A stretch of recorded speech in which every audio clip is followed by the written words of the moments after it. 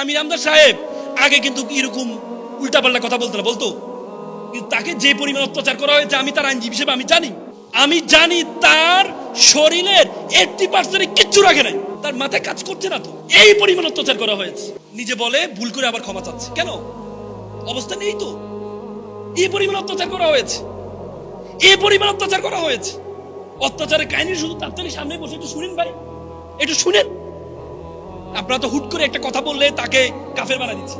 একটু শুনেন কতটুকু অত্যাচার পাইছেন আপনি, কতটুকু অত্যাচার আপনি এর মধ্যে সহ্য করেছেন, একটু শুনেন ভাই।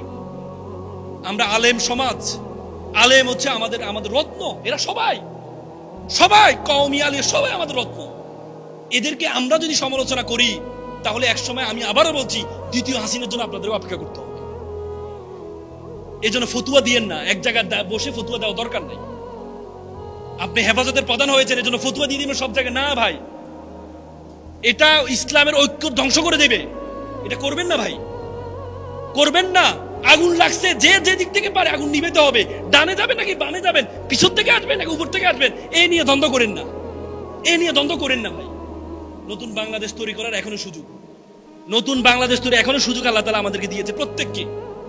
প্রত্যেকের ভুলের উদ্যোগে কেউ নয়, আমি সহ। আজকে আমি যতগুলো কথা বলেছি এটার মধ্যে কমপক্ষে 50টা ভুল পাবেন। আপনি যদি আমার 50টা নিয়ে আলোচনা করতে চান তাহলে আপনি 1000 ঘন্টা আলোচনা করতে পারবেন।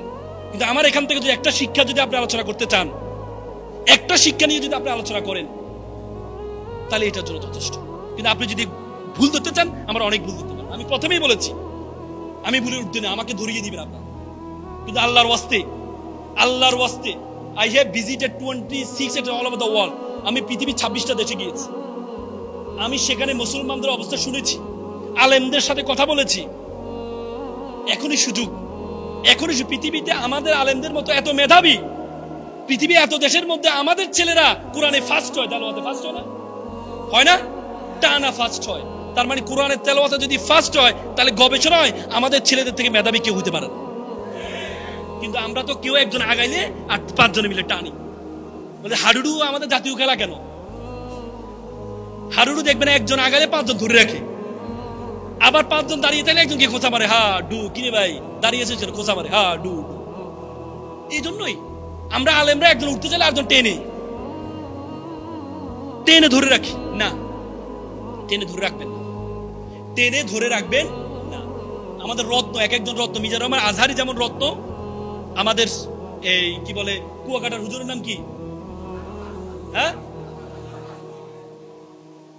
আমাদের রত্ন হুজুরের নামটা কি?